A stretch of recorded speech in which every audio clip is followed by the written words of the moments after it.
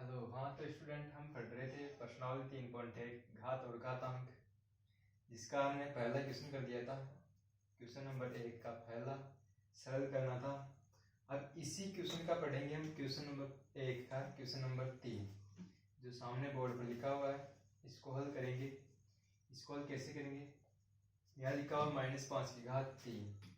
ये 5 की घात -5 की घात 3 लिखा हुआ है। इसका मतलब -5 3 बार गुणा में, न कि -5 को 3 से गुणा करना है।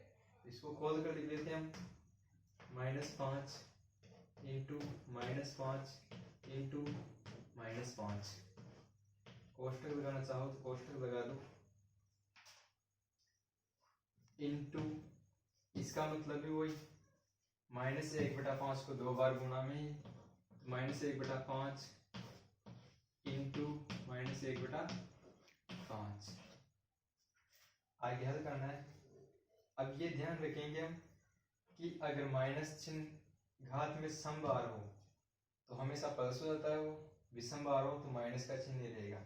इसको हल करेंगे तो -5 इंटू -5 इंटू -5 इंटू -1/5 इंटू -1/5। इस 5 से ये 5 कैंसिल हो जाएगा, इस 5 से ये 5 कैंसिल हो जाएगा।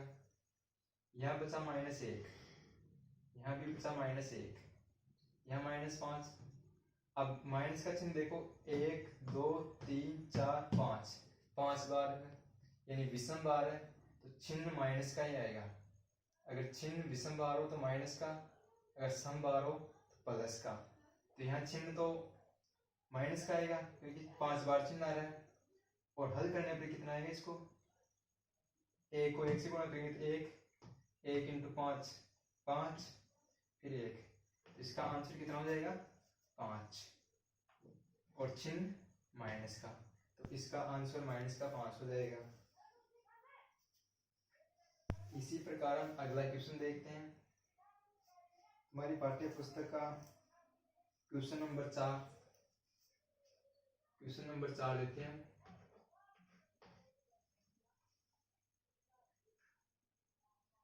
इसमें क्वेश्चन दिया हुआ 3/4, इसकी घात 3 गुणा करना है 3/4, और इसकी घात दे रखा है -5। प्रश्न क्वेश्चन नंबर 1 का चौथा है 3/4 उसकी पावर 3 इंटू 3/4 उसकी पावर -5। इसको हल करना है।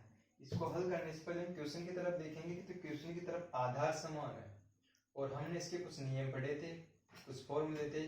जब आधार समान हो और गुणा में हो क्या करते हैं हम? ये फॉर्मूला था हमारे पास, a की घात n इंटू a की घात n।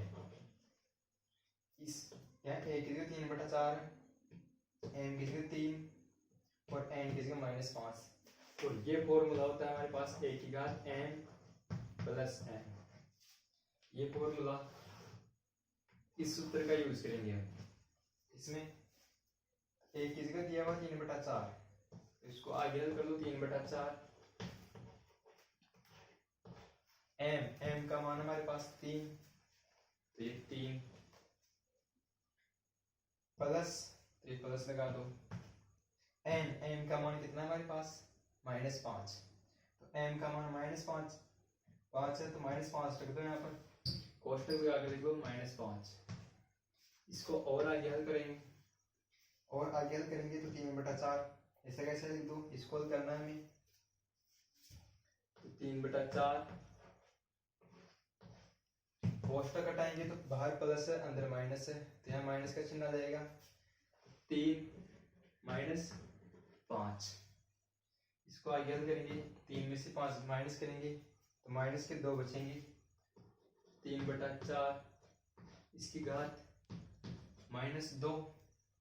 इसको और आगे हल करना चाहेंगे।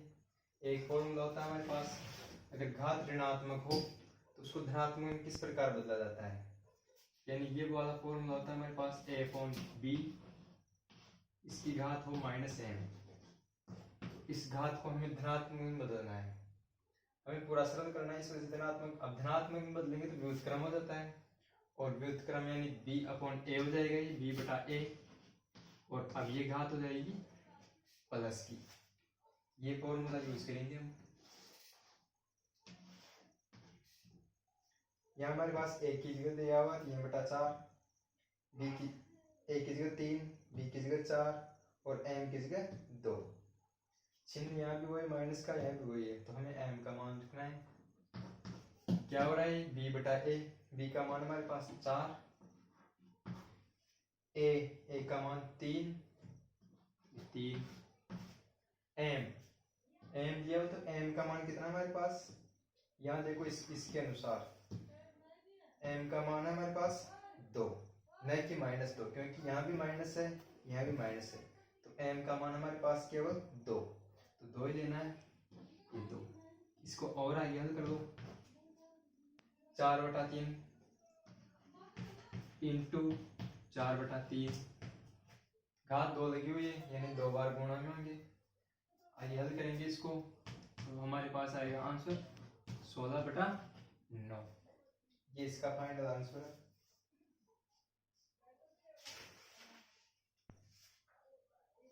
तो ये क्वेश्चन नंबर 1 कंप्लीट हो गया, कुछ भी नहीं करना है।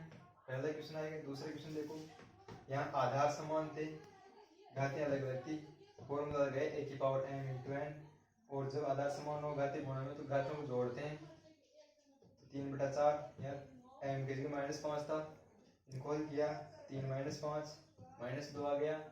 अब ये यहाँ ऋणात्मक थी, तो वापिस इनको धनात्मक बनाने के लिए इस फॉर्मूले का यूज किया, व्युत्क्रम हो गया, 3/4 का 4/3 हो गया, इसकी घात 2, घात 2 का मतलब 2 बार गुणा में है, 4/3 × 4/3 बराबर 16/9। तो ये समझ में आ गया होगा। अब आगे पढ़ते हैं हम।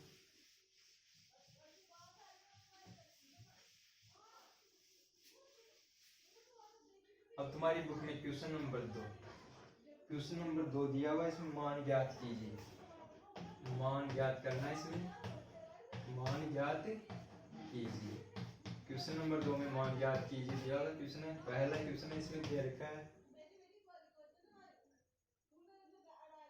-5 इसकी घात 3।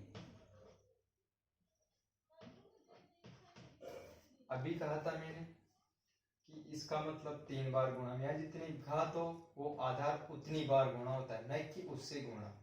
यह घात 3 है, जिसका मतलब -5 3 बार गुणा में है, तो -5 इंटू -5 इंटू -5, इसको आगे हल कर दो। चिन्ह विषम संख्या में या घात विषम संख्या में, यही देख लो डायरेक्ट, घात अगर विषम संख्या में तो हमेशा लास्ट टाइम चिन्ह माइनस का आएगा, अगर घात सम संख्या में होगी यहाँ पर चिन्ह प्लस का आएगा। यहाँ विषम है 1 2 3 बार है, तो विषम है तो चिन्ह तो हमें पता चल गया कि माइनस का ही आने वाला है।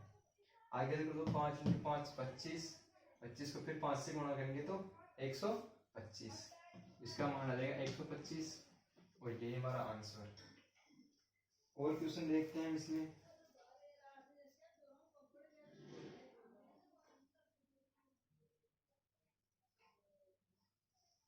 इसका तीसरा क्वेश्चन, -2/3 और इसकी घात 4, -2/3 इसकी घात 4, यानी 2 कितनी बार गुणा है, 4 बार। खोल दो इसको, -2/3 इंटू -2/3 इंटू -2/3 इंटू -2/3। घात सम संख्या में है, अंदर वाला माइनस का चिन्ह अपने आप प्लस का हो जाएगा, सम संख्या में यानी प्लस का। 1 2 3 4 बार माइनस है, गुणा में तो प्लस का हो जाएगा, चिन्ह का कोई मैटर ही नहीं है। गुणा कर दो, 2 को 2 से गुणा करेंगे 4, 4 को 2 से गुणा करेंगे 8, और 8 को 2 से गुणा करेंगे तो 16 आ रहा है। नीचे भी उसी प्रकार, 3 × 9, 9 × 27, 27 × 81, तो इसका आंसर ये आ जाएगा। और तुम डायरेक्ट गुणा, -2 को -2 से गुणा करोगे तो प्लस के 4 आ जाएंगे, फिर प्लस के 4 को -2 से गुणा करेंगे तो -8 आएंगे, और फिर माइनस के 8 को माइनस के 2 से गुणा करोगे तो अपने आप प्लस का 16। तो इसका आंसर होगा 16/81। इसी का एक और अगला क्वेश्चन समझते हैं।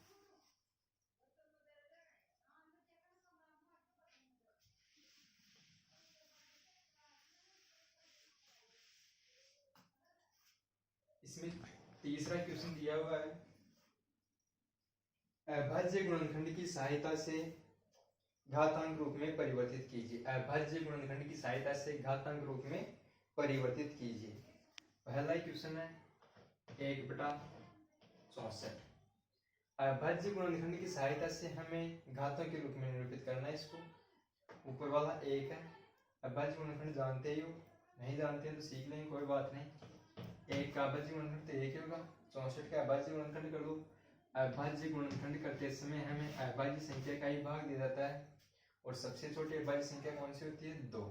सर्वप्रथम 2 का भाग दो, 2 का भाग देंगे, इसमें आएगा 32, फिर 32 में 2 का भाग देंगे 16, फिर 16 में 2 का भाग देंगे 8, फिर 8 में 2 का भाग देंगे 4, 4 में 2 का भाग दो 2, फिर इसमें 2 एक बार, यानी ये अभाज्य गुणनखंड हो गई। अब देखो इसमें 2 कितनी बार आ रहा है? 1 2 3 4 5 6, यानी 2 इंटू 2 इंटू 2, 1 2 3 4 5 6, 6 बार है, 6 बार हो गया। तो इसको किस रूप में लिख सकते हैं हम? 2 की घात 6 लिख सकते हैं ना, क्योंकि इसका मतलब वही 2 को 6 बार गुणा करना है, तो ये 2 6 बार गुणा हो रहा है, इसको हम संक्षिप्त रूप में लिख दें 2 की घात 6, घातांक रूप में हो गया है। तो ये कितने के बराबर है? 64 के बराबर।